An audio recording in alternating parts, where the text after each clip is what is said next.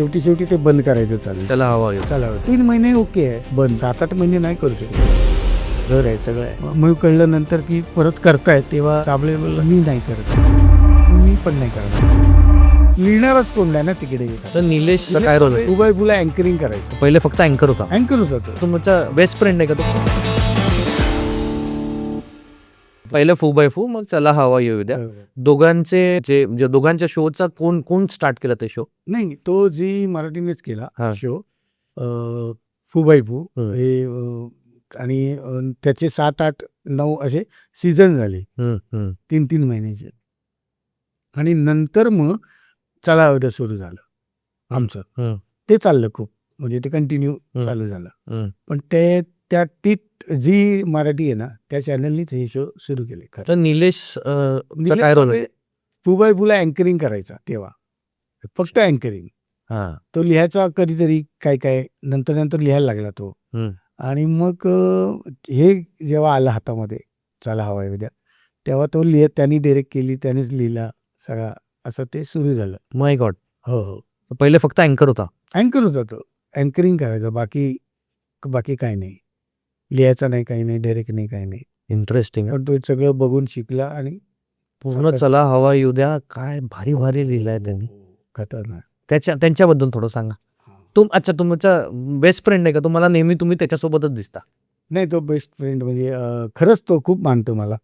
आणि तो गोड आहे, म्हणजे माणूसच गोड आहे. म्हणजे असं त्याला कोणाबद्दल वाईट नाही किंवा असं. त्याच्या कामात तो असतो, त्याच्या कामावर खूप प्रेम.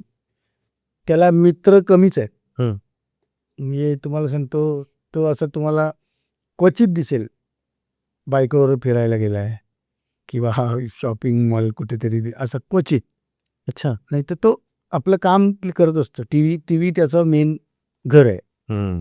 ते स्क्रिप्ट आहे, काय आता चित्रपट केला त्यांनी, चंद्रकांता, जो आता होईल रिलीज, आता तयार होईल, पूर्ण वेळ आहे थोडा.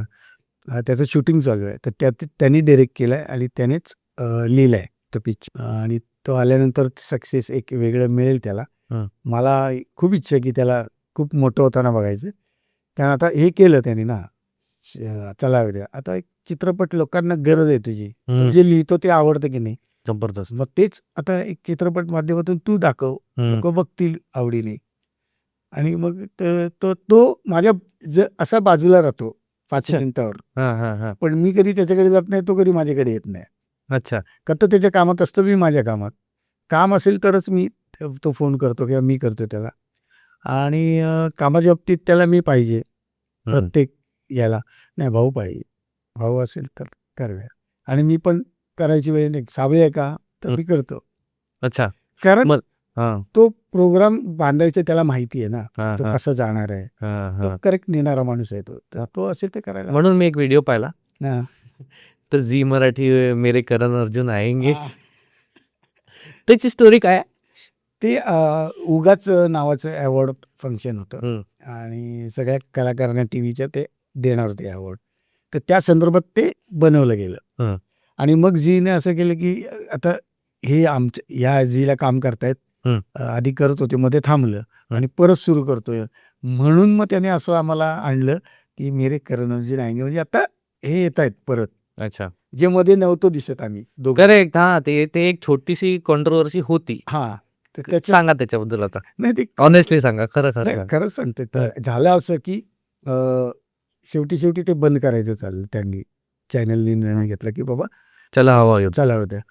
तर ते म्हणाले काही, आम्ही म्हटलं 3 महिने ओके आहे, बंद परत चालू करणार आपण. म्हणून म्हटलं 3 महिने ठीक आहे ना, 7-8 महिने नाही करू शकत आम्ही, एवढा होल्ड कसं करणार, घर आहे सगळं आहे. नाही, ते त्यांनी नेलं 7-8 महिने. मग हा बोलला ते यालाही जमणार नव्हतं, मलाही जमणार नव्हतं. मी म्हटलं नाही बाबा.